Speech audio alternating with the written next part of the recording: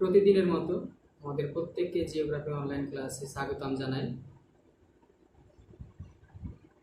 আজকে তোমাদের পড়ানো হবে পশ্চিমবঙ্গের জল সম্পদগুলি সম্পর্কে। পশ্চিমবঙ্গে যে বিভিন্ন প্রকার জলের উৎসগুলি রয়েছে, উৎস মানে আমরা যে যে রূপ থেকে বা যে সমস্ত স্থানগুলি থেকে আমরা জলগুলিকে সংগ্রহ করতে পারি, এই সমস্ত উৎসগুলি সম্পর্কেই আজকের আলোচনা। আমাদের ভারত সহ পশ্চিমবঙ্গ, ভারতকে একটি নদীমাতৃক দেশ বলা হয়। আমরা জানি যে ভারতের প্রধান নদী গঙ্গা পশ্চিমবঙ্গের বুক চিরে চলে গেছে। এছাড়াও রয়েছে পশ্চিমবঙ্গে অসংখ্য নদ নদী, আমরা নাম শুনেছ। এইদিকে রয়েছে ব্রহ্মপুত্র, তার উপনদীগুলো তিস্তা, তোর্ষা, জলঢাকা, সংকোচ, কালজানি, এই সমস্ত নদীগুলো রয়েছে। মহানন্দা রয়েছে। এদিকে গঙ্গা নদী রয়েছে, গঙ্গা নদী। এদিকে হুগলি ভাগীরথী নদী রয়েছে। এদিকে ময়ূরাক্ষী, অজয়, দামোদর, কংসাবতী, কেলেঘাই, কাঁসাই, হলদি নদী, এই সমস্ত নদীগুলির সুবর্ণরেখা, এই সমস্ত নদীগুলির আমরা কিন্তু নাম শুনেছি। পশ্চিমবঙ্গে জালের মতো বিস্তার করে রয়েছে নদ নদীগুলি, এই জন্য পশ্চিমবঙ্গে জলের অভাব কিন্তু নেই। পশ্চিমবঙ্গে মোট জলের পরিমাণ প্রায় 145 লক্ষ হেক্টোমিটার। যদি সারা ভারতবর্ষের পার্সপেক্টিভে আমি যাই, একটা হিসেব অনুসারে দেখা গেছে যে সারা ভারতবর্ষের প্রায় 7.5% জল এই পশ্চিমবঙ্গই সরবরাহ করে।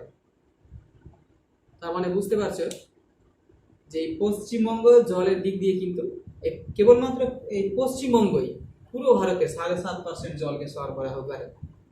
তার মানে বুঝতে পারছো যে পশ্চিমবঙ্গ কিন্তু জল সম্পদের দিক দিয়ে এগিয়ে রয়েছে। এই জন্যে পশ্চিমবঙ্গ এই জল সম্পদের দিক দিয়ে একটি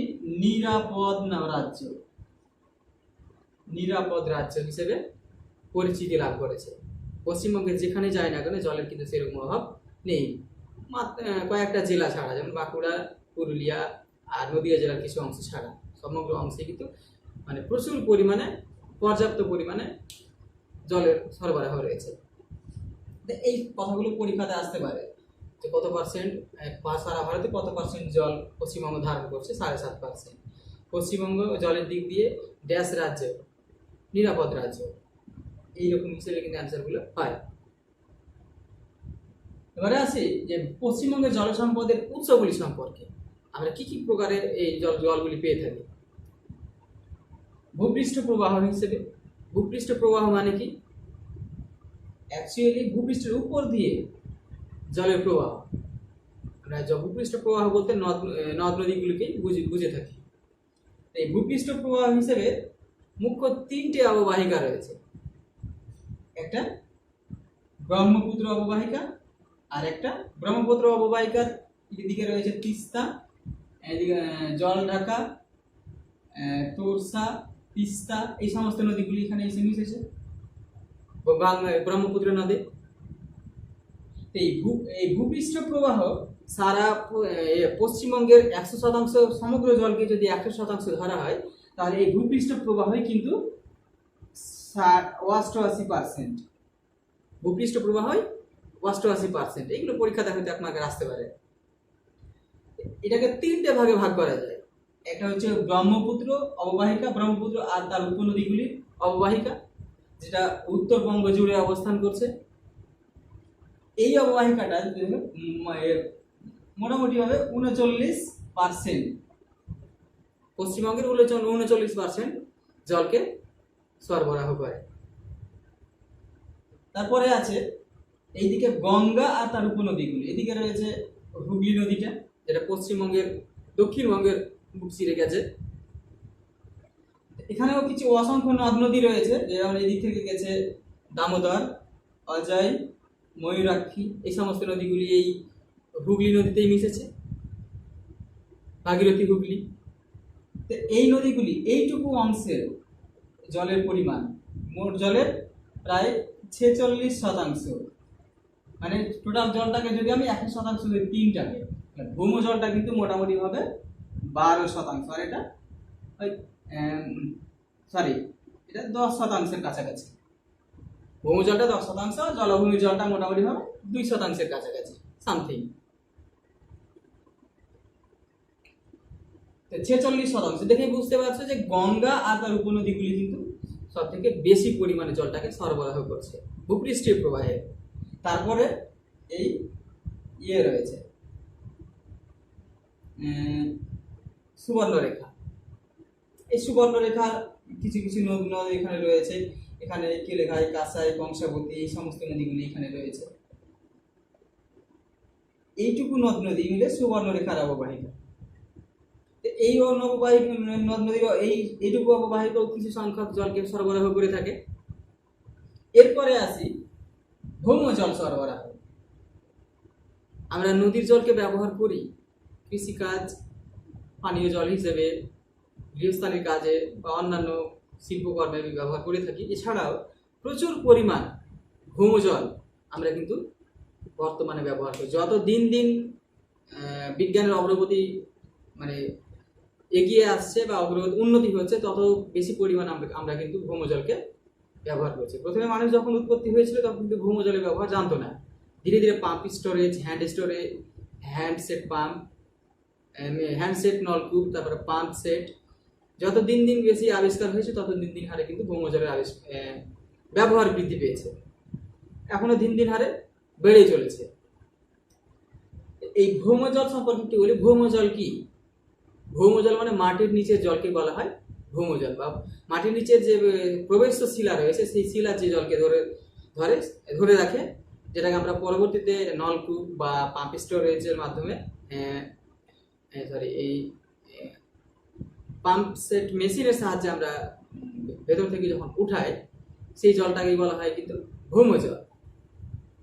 আর এই ভৌম জলগুলো কিন্তু কত রকমের রয়েছে, যেমন আবহিক জল।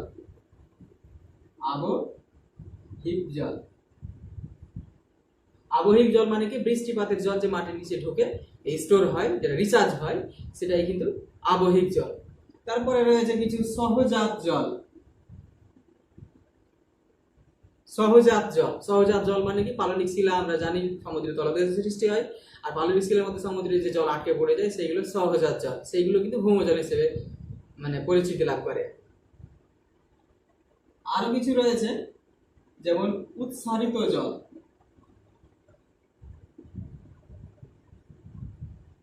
উৎসারিত জল বা উৎসান্দ জল, এই জলগুলি কিন্তু ম্যাগমার সঙ্গে যে সমস্ত জলগুলো বেরিয়ে আসে সেইগুলোকে উৎসারিত জল বলা হয় বা উৎসান্দ জল বলা হয়। ম্যাগমার সময় বা আগ্নেয়গিরির অগ্নুৎপাতের সময়, এগুলো আমাদের পশ্চিমবঙ্গে সেরকম নেই।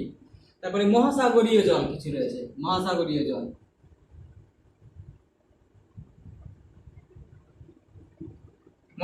জল যে মহাসাগর আমার দক্ষিণবঙ্গে রয়েছে, এই মহাসাগরের জল কিছুটা পরিমাণে কিন্তু শিলার মাটির ভেতর দিয়ে কিন্তু প্রবেশ করে গ্রাউন্ড ওয়াটার লেভেল বা ভৌম জলস্তর যে রয়েছে সেই ভৌম জলস্তরকে রিচার্জ করে। এতগুলি জলকে কিন্তু ভৌম জল বলে। আর এই ভৌম জলের পরিমাণ সমগ্র জলের সাপেক্ষে 10%। ভৌম জল সর্বত্রই প্রায় দার্জিলিং জেলা মোটামুটি ভাবে বাদ দিয়ে প্রায় সমগ্র জেলাতে কিন্তু ভৌম জলের সঞ্চয় রয়েছে। ভৌম জল আমাদের এইটুকু যদি বলে থাকি, এই দক্ষিণবঙ্গ সহ এই পুরুলিয়া, বাঁকুড়া এই সমস্ত জেলা বাদ দিয়ে আর এই সমগ্র অংশে উত্তরবঙ্গের কোচবিহার, উত্তর চব্বিশ পরগনা, দক্ষিণ চব্বিশ পরগনা, মালদা, এইটুকু পুরো অংশে কিন্তু ভৌম জলের মানে স্তর খুবই উপরেই রয়েছে। 10 থেকে 12 মিটার যদি পাইপ যদি বসানো যায় তাহলে কিন্তু একটা ভৌম জল বেরোতে থাকে। কিন্তু যদি আমি এতে দার্জিলিং জেলাতে যাই তখন সেখানে কিন্তু পাবো না, 200 মিটারেরও গভীর আমাকে পাইপ বসাতে হবে। যদি আমি পুরুলিয়া জেলাতে যাই তাহলে কিন্তু 100 মিটারের থেকে বেশি পাইপ বসাতে হবে। তার মানে বুঝতে পারছো যে এই নদী তীরবর্তী অঞ্চলগুলিতে কিন্তু ভৌম জলের স্তর কাছে, কারণ এখানে রিচার্জ কন্টিনিউয়াসলি রিচার্জ হতে আছে এবং সেখানে রয়েছে পাললিক শিলা, পলিমাটি কিন্তু প্রচুর পরিমাণে ভৌম জল ধরতে পারে। সব থেকে ভৌম জল বেশি সঞ্চিত রয়েছে বর্ধমান জেলায়, আর এখানে মেদিনীপুর জেলায়। তারপরে এই সমস্ত বদ্বীপ অঞ্চলের জেলাগুলিতেও কিন্তু জলের অভাব নেই, যেমন মুর্শিদাবাদ, নদীয়া, উত্তর চব্বিশ পরগনা, দক্ষিণ চব্বিশ পরগনা মোটেই এখানে জলের অভাব নেই। তবে সব থেকে বেশি পরিমাণে ধরে রয়েছে বর্ধমান জেলা আর এই মেদিনীপুর জেলা। মেদিনীপুর জেলা এখন 3টে জেলায় ভেঙে গেছে, ঝাড়গ্রাম হয়েছে, তারপর ঝাড়গ্রামে জলের সঞ্চয়টা কম রয়েছে। তারপর পূর্ব মেদিনীপুর জেলা কিন্তু প্রচুর পরিমাণে ভৌমজল ধারণ করছে। এখানে সমুদ্রের জল রয়েছে, নদীর জল রয়েছে এবং আবহিক জল রয়েছে বা বৃষ্টিপাতের জলও রয়েছে এখানে। তারপরে আসি জলাভূমি। 2% জল ধারণ করছে মোট জলের সাপেক্ষে। এই আমাদের পশ্চিমবঙ্গে কতগুলি জলাভূমি রয়েছে, তোমরা যদি কেউ হাজারদুয়ারে যেয়ে থাকো অবশ্যই দেখবে, সেখানে মতিঝিল নামে একটি ঝিল রয়েছে। সেটি কিন্তু একটি অশ্বক্ষুর আকৃতি ঘোড়াদের উদাহরণ। তোমরা হয়তো বুঝতে পারবে কিনা জানি না, পেরেছো কিনা জানি না, কেউ যদি ওখানে গিয়ে থাকো দেখবে অশ্ব ঘোড়ার মধ্যে ঘুরে আছে, ওটা একটা ঝিল। তো বলতেই পারো তোমরা যদি কলকাতা গিয়ে থাকো, দক্ষিণ কলকাতার রবীন্দ্র সরোবর নামে ঝিল রয়েছে। আরো অনেকগুলি ঝিল রয়েছে, যদি তোমরা রসিক ঝিলের নাম শুনেছো কিনা জানি না, কোচবিহারের। তারপরে সাঁতরাগাছি ঝিল রয়েছে হাওড়াতে। তারপরে আরো রয়েছে যেমন মিরিক, যদি কেউ বেড়াতে যাও তাহলে ওখানে কিন্তু শুভেন্দু হ্রদ নামে একটি হ্রদ রয়েছে। আরো রয়েছে বর্গা ঝিল রয়েছে। যদি নদিয়া জেলাতে যাও তাহলে বর্গা ঝিল বা বর্গা বিল নামে একটা জলাভূমি রয়েছে, যেখান থেকে বিদ্যাধরী নদীর উৎপত্তি হয়েছে। এখানে রয়েছে নদিয়া জেলায়। আমাদের মালদাতে সেরকম কিন্তু বড় কোনো উল্লেখযোগ্য জলাভূমি নেই। এটা ছাত্রা ওয়েটল্যান্ড ছিল, বর্তমানে এখন ভরে মালদার পশ্চিম প্রান্তের দিকে একটা জলাভূমি ছিল, যেটা ধীরে ধীরে বসতবাড়ি এলাকা বা বসবাসের এলাকা বানানোর জন্য ধীরে ধীরে ভরাটকরণ শুরু হয়ে গেছে, দিয়ে এখন জনবসতি গড়ে উঠে গেছে প্রায়। এখন জলাভূমি নেই বললেই চলে মালদাতে। এবারে আসি যে জল সম্পদের বহুমুখী ব্যবহার, যে জল সম্পদকে আমরা কি কি কাজে ব্যবহার করছি বর্তমানে আধুনিক যুগে। খুবই সহজ এই সমস্ত পয়েন্টগুলো, তোমরা নিজেই বই থেকে পড়তে পারবে। দেখো, জলসেচ 1 নম্বর। মানুষ যেদিন থেকে কৃষিকাজ শিখেছে সেদিন থেকে কিন্তু জলকে ব্যবহার করতে শিখেছে কৃষিকাজে, ফসল ফলানোর উদ্দেশ্যে। তো ভারতবর্ষ সহ পশ্চিমবঙ্গ জুড়ে, এমনকি সারা বিশ্ব জুড়ে এখন কিন্তু জলসেচের মাধ্যমে কৃষিকাজ চালু হয়েছে। জলসেচই সব থেকে বেশি পরিমাণে জলের ব্যবহার হয়। সেটা নদীর জল হতে পারে বা ভৌম জল হতে পারে বা পুকুরের জল হতে পারে বা বিলেরও জল হতে পারে। জলবিদ্যুৎ উৎপাদন, শুধু জলবিদ্যুৎ নয়, তাপবিদ্যুৎ উৎপাদনের ক্ষেত্রেও কিন্তু প্রচুর পরিমাণ জলের প্রয়োজন হয়। আমরা জানি নদীর মাঝে বাঁধ দিয়ে নদীর জলের গতিকে কাজে লাগিয়ে তার সাহায্যে টারবাইন ঘুরিয়ে জলবিদ্যুৎ উৎপাদন করা হয়, যেটা বর্তমানে পশ্চিমবঙ্গে তোমরা ডিভিসি প্রকল্প নাম শুনেছ, জলঢাকা নদীতে রয়েছে। জলঢাকাতে কিছু জলবিদ্যুৎ প্রকল্প রয়েছে। তারপরে ওই ডিভিসিতে দামোদর ভ্যালি কর্পোরেশনের রয়েছে, তোমরা জানো। তারপরে তাপবিদ্যুৎ উৎপাদনে কয়লা পুড়িয়ে জলকে বাষ্পীভূত করা হয়।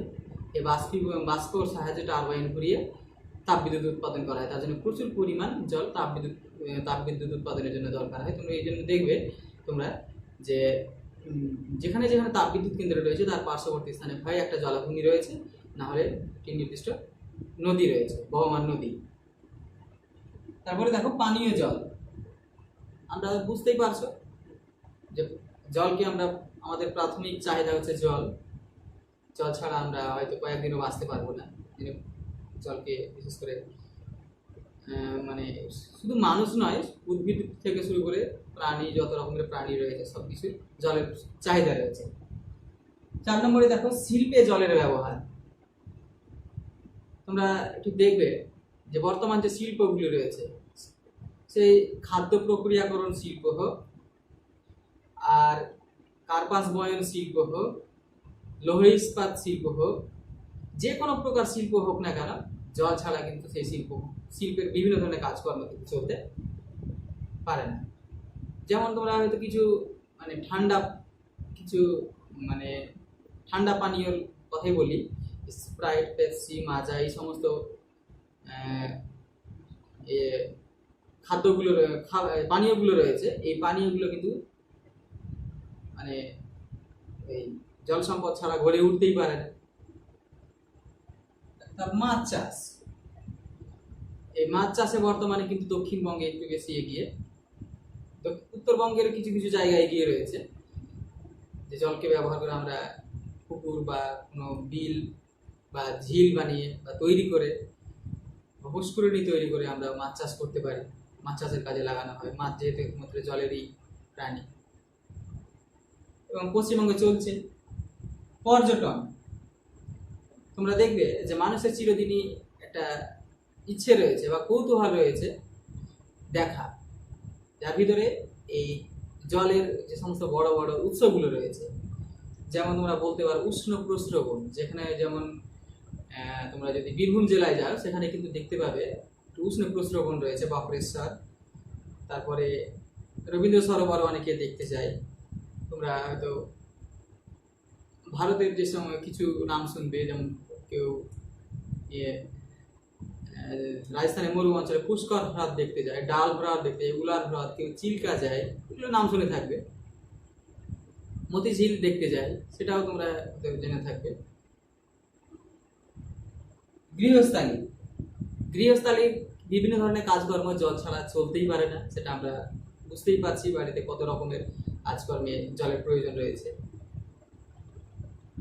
মৌসুমী বায়ুর অনিশ্চিত প্রকৃতি, বর্তমানে ভূমজলের ব্যবহার শুরু হয়েছে কৃষিকাজে, কিন্তু আজ থেকে প্রায় 50 থেকে 60 বছর আগে যদি যাই, শিল্প বিপ্লবের আগে, কৃষি বিপ্লব, সবুজ বিপ্লবের আগে, 1970 সালের আগের দিকে, তখন কিন্তু মানে ভূমজলের ব্যবহার সেরকম মানুষ জানতো না। ওই বৃষ্টিপাতের উপর নির্ভর করে কৃষি কাজ করতো।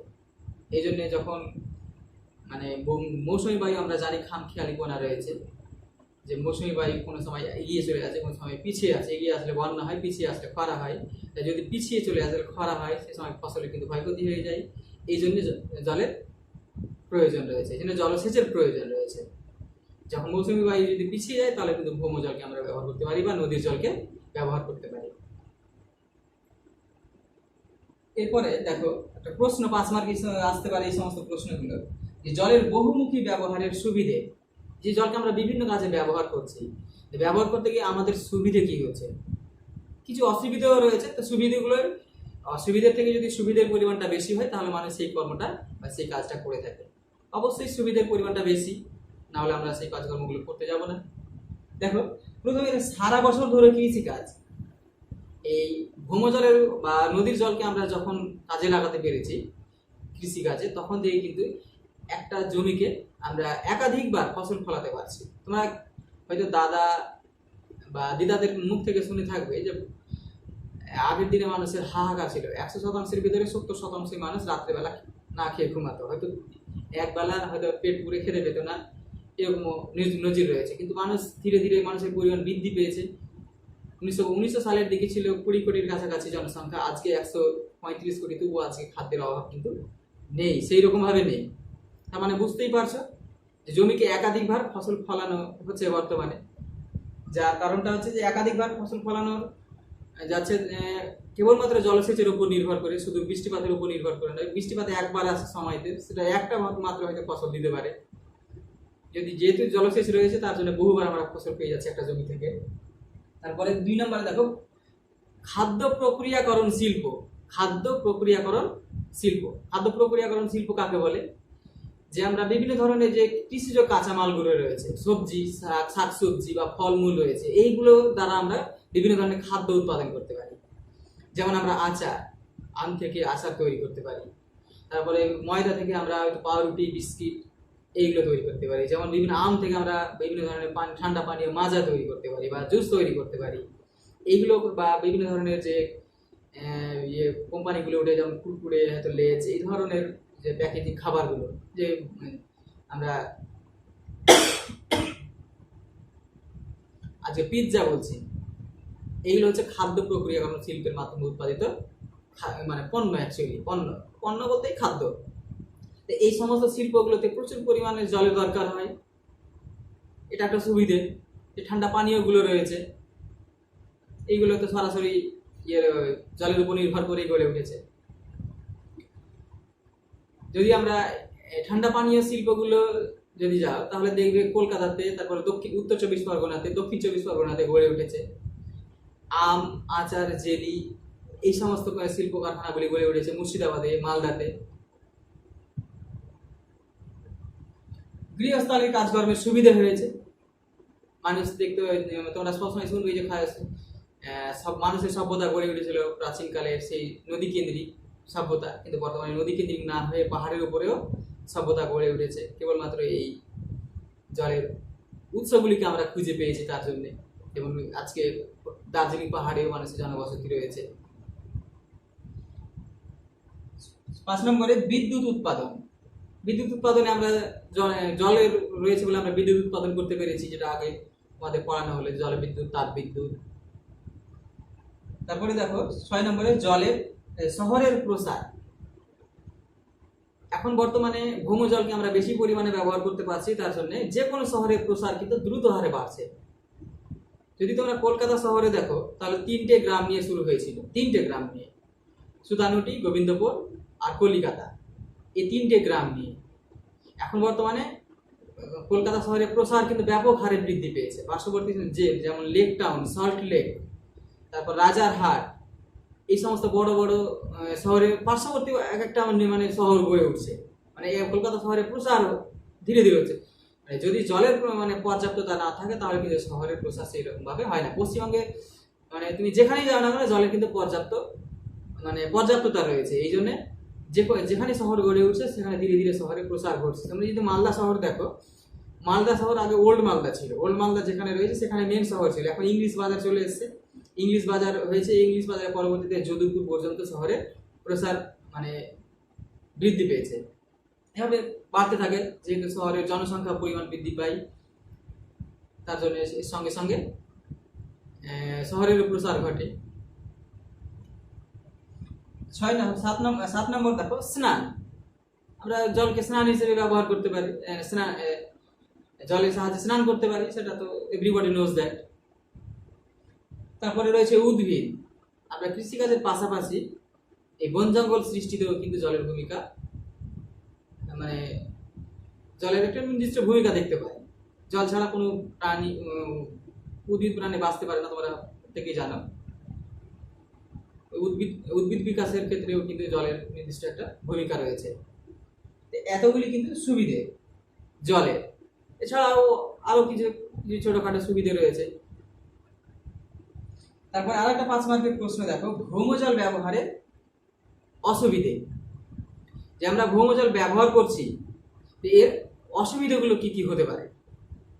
শুধু ভৌমজল নয়, এখানে প্রশ্নটা হয়তো এইরকম করে দিতে পারে যে কূপ ও ভৌমজল ব্যবহারের অসুবিধেগুলো লিখো। 5 মার্কের হয়তো এরকম করে একটা প্রশ্ন, বা 3 মার্কের একটা প্রশ্ন আসতে পারে, কূপ ও ভৌমজল ব্যবহারের অসুবিধে। আমরা নদীর জলের ব্যবহারের অসুবিধা কেন বলছি না, কিন্তু নদীর জলকে যে আমরা বেশি ব্যবহার করে থাকি সেইরকম ভাবে আমাদের মানে অসুবিধা আসার কথা নয়। কিন্তু যদি কূপ বা ভৌমজল বা মাটির নিচের জলকে যদি আমরা বেশি পরিমাণে ব্যবহার করি, বা স্থির জলটাকে যদি আমরা বেশি পরিমাণে ব্যবহার করি, তাহলে কিন্তু কতগুলি অসুবিধার সম্মুখীন হতে হয়।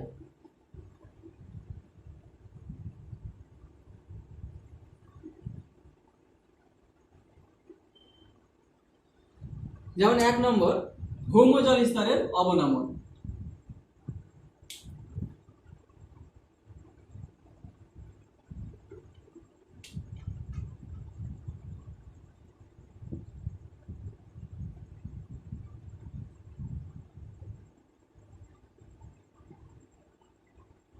ভৌমজল স্তরের অবনমন ঘটবে। এই যে আমরা প্রতিনিয়তই ভৌমজল, মাটির নিচের জল, প্রধানত এই ভৌমজলকে ব্যবহার করছি, এই ভৌমজল কিন্তু ধীরে ধীরে তার স্তর, ভৌমজলের স্তর নিচের দিকে নামছে, একসময় বিপদ সীমার নিচে চলে যাবে। যার পরে কিন্তু নলকূপ বা পাম্প, সেই হ্যান্ডসেট হোক আর পাম্প সেট হোক, এইগুলির মাধ্যমে কিন্তু সে সময়ে জল কিন্তু আর আসবে না। তোমরা না হয়তো জেনে থাকবে যে অতিরিক্ত ভৌমজল ব্যবহারের কারণে তামিলনাড়ুর চেন্নাই নামক শহরটিতে ভৌমজলের সংকট কিন্তু ব্যাপক হারে দেখা দিয়েছে। প্রায় ভারতবর্ষের এখন 40% এলাকাতে বা 40% শহরে ভৌমজলের সংকট দেখা দিয়েছে। শুধু ওখানে নয়, মহারাষ্ট্রের প্রায় প্রত্যেকটা শহরেই, তারপরে মহারাষ্ট্র, মধ্যপ্রদেশ, দিল্লি, এমনকি দিল্লিতে ভৌমজলের মানে সংকট দেখা দিয়েছে। কখন পশ্চিমবঙ্গ হয়তো দেখা দিতে পারে। তোমরা যদি একটু নদিয়া জেলায় যাও, ওখানে কিন্তু কিছু কিছু পাহাড় রয়েছে যেখানে ভৌমজলের কিছুটা সংকট হয়ে দাঁড়ায়। গ্রীষ্মকালের দিকে সেখানে ভৌমজল নলকূপগুলোতে ওঠে না, আবার দেখবে যখন বর্ষাকাল আসবে তখন ঠিক আবার সেই শুকনো নলকূপগুলোতেই জল উঠে যায়। মানে ভৌমজল স্তর ধীরে ধীরে, বৃষ্টির জল যখন হয় তখন জল রিচার্জ হয়ে যায়, রিচার্জ হয়ে গিয়ে আবার সেই মানে নলকূপ যখন ভৌমজল স্তর পর্যন্ত নলকূপ পাইপটা পৌঁছে যায় বা ভৌমজল স্তর যখন ওই পাইপ নলকূপের পাইপ পর্যন্ত চলে আসে তখন কিন্তু আবার জল উঠতে শুরু করে। তো বিভিন্ন শহরগুলিতে প্রচুর পরিমাণে জনসংখ্যা বৃদ্ধি পেয়েছে, যার ফলে কিন্তু প্রচুর পরিমাণে ভৌমজল মাটির নিচ থেকে উঠানো হচ্ছে, যার ফলে ভৌমজল একসময় হয়তো বিপদ সীমার নিচে চলে যেতে পারে। এটা একটা মানে অসুবিধে। তারপরে আর দ্বিতীয় নম্বর অসুবিধে আরো রয়েছে অনেকগুলি, যেমন মাটির লবণতা বৃদ্ধি।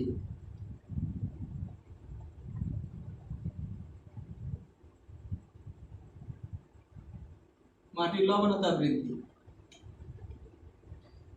আমরা যদি বেশি পরিমাণে ভৌমজল ব্যবহার করি তাহলে কি হয়, মাটির নিচে যে লবণ রয়েছে, লবণ মিশ্রিত রয়েছে শিলার মধ্যে, এই লবণ কিন্তু মাটির উপরের দিকে চলে আসে। কন্টিনিউ ভাবে যদি ব্যবহার করে থাকি সেই জলকে কৃষিকাজে, তো ধীরে ধীরে কি হয়, মাটির নিচে জল এই কৃষি জমির উপরের দিকে কিন্তু যে আমরা দিই, তো এক সময় কি হয়, লবণের পরিমাণটা বৃদ্ধি পেয়ে যায়। মানে ধীরে ধীরে লবণ বাড়তে থাকে, মাটির জলটা তো আবার পার্কোলেট হয়ে বা বাষ্পীভূত হয়ে চলে যায়, কিন্তু লবণটা পড়ে থেকে যায়। এর ফলে লবণের পরিমাণ কিন্তু বৃদ্ধি পেয়ে যায় মাটির উপরের দিকে দিয়ে, মাটির উর্বরতা নষ্ট হয়ে যায়। তাহলে এই উর্বরতা নষ্ট, এই পয়েন্টটাকে তোমরা 3 নম্বরে পয়েন্ট দিতে পারে, মাটির উর্বরতা নষ্ট।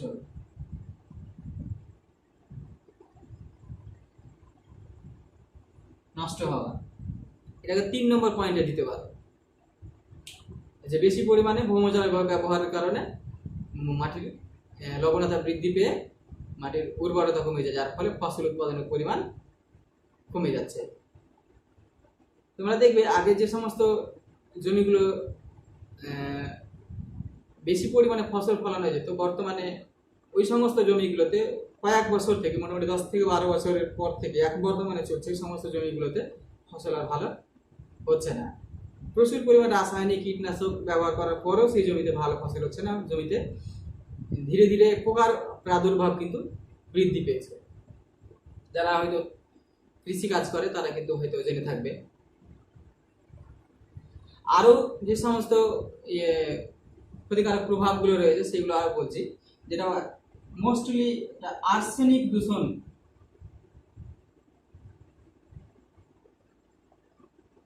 আর্সেনিক দূষণ এর প্রকোপ বৃদ্ধি। আমরা জানি যে মাটির নিচে মাটিতে আর্সেনিক রয়েছে। বেশি বেশি হারে যদি আমরা ভৌমজলটাকে ব্যবহার করি তাহলে মাটির নিচে বা শিলার মধ্যে থাকা আর্সেনিক কিন্তু সাহায্যে, ওই ভৌমজলের সাহায্যে মাটির উপরের দিকে চলে আসে বা জলের সঙ্গে এসে চলে আসে। যদি আমরা সেটাকে পান করি তাহলে আমাদের শরীরে কিন্তু বিভিন্ন ধরনের অস্বাভাবিকতা দেখা যায়, যেমন ব্ল্যাক ফুট ডিজিজ বা ব্ল্যাক ফুট রোগ হয়, আমরা প্রত্যেকেই জানো আর্সেনিক দূষণের ফলে। আমাদের এইটুকুতে, পশ্চিমবঙ্গের এইটুকু অংশে, মালদা, মুর্শিদাবাদ, এইটুকু অংশে কিন্তু ভৌমজলের ব্যবহারটা খুব বেশি। আমরা নদীর জলকে বা পুকুরের জলকে কিন্তু খাবার হিসেবে গ্রহণ করি না, সেটা তোমরা জানো প্রত্যেকেই। এইটুকু স্থানে, তারপর এখানেও রয়েছে নদীয়া, তারপর 24 পরগনা, মানে অ্যালং দা মানে ওই ভাগীরথী হুগলি রিভার এর সমান্তরালে এইটুকু অংশে এখানে মাটিতে কিন্তু আর্সেনিকের পরিমাণ বেশি। এই জন্য এখানে কিন্তু সরকার আর্সেনিক প্ল্যান্ট গড়ে দিয়েছে, যাতে মানুষ এই ভৌমজল ব্যবহার না করে আর্সেনিক মুক্ত জল পান করে। আরো রয়েছে কিছু, যেমন জল দূষণ।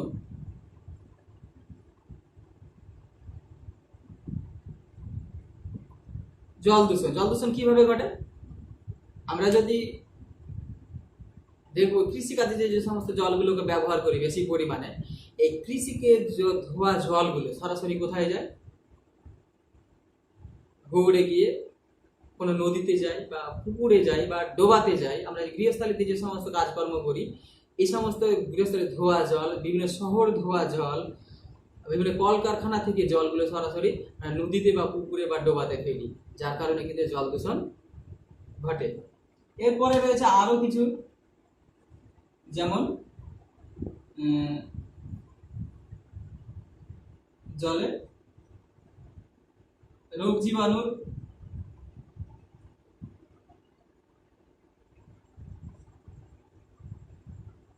পরিমাণ বৃদ্ধি।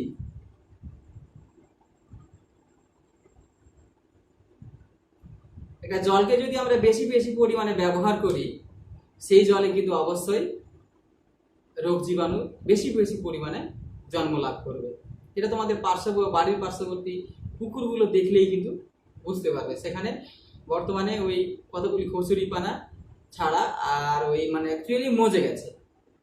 এই গৃহস্থালী হোক আর শিল্প কারখানাই হোক, এখান থেকে যে জলগুলো সরাসরি পুকুরে যায় বা নদীতে যায়, যে অ্যাকচুয়ালি নদী বহমান যে সমস্ত নদীর জলগুলো রয়েছে সেইগুলোতে জল দূষণের পরিমাণটা কম হয়। যদি কোথাও স্থির জল থাকে, মানে পুকুর, ডোবা, বিল, ঝিল, তাহলে এইগুলিতে জল দূষণের পরিমাণের ফলে কারণে কিন্তু জলে রোগ জীবাণুর প্রাদুর্ভাব কিন্তু বৃদ্ধি পেয়ে যাচ্ছে। এই সমস্ত পয়েন্টগুলো তোমরা লিখতে পারো ভৌমজল ব্যবহারের অসুবিধাতে। এখান থেকে দেখো এভাবে প্রশ্নগুলো আসতে পারে, জল সম্পদের বহুমুখী ব্যবহারগুলি সম্পর্কে লেখো, জল সম্পদের বহুমুখী ব্যবহারের সুবিধাগুলো। তারপরে প্রশ্ন আসতে পারে কূপ ও ভৌমজল ব্যবহারের অসুবিধাগুলো কি, এরকম করে আসতে পারে প্রশ্নগুলো। আরো একটা কিছু রয়েছে জলাশয়ের একটা খারাপ দিক,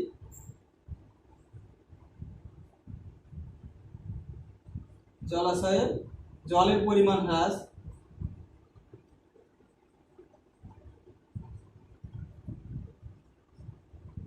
জলাশয়ে জলের পরিমাণ হ্রাস, আমরা যদি বেশি বেশি করে জলাশয়ের জলকে ব্যবহার করতে থাকি, তাহলে জলাশয়ে জলের পরিমাণ হ্রাস পাবে।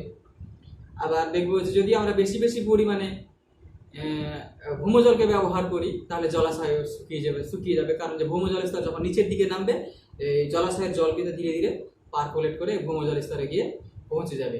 এই দুটো কারণের জন্য কিন্তু ভৌমজল স্তর নিচের দিকে যায়, আর জলাশয়ের জলের পরিমাণ বৃদ্ধি পেয়ে জলাশয়গুলি একসময় শুকিয়ে যায়। যাই হোক, এই সমস্ত প্রশ্নগুলো তোমরা দেখবে, আর তোমাদের কিছু প্রশ্ন দেওয়া হয় সেগুলো সলভ করার চেষ্টা করবে, যেটা পারবে না হয়তো বলবে। আজকের মতো এই পর্যন্ত।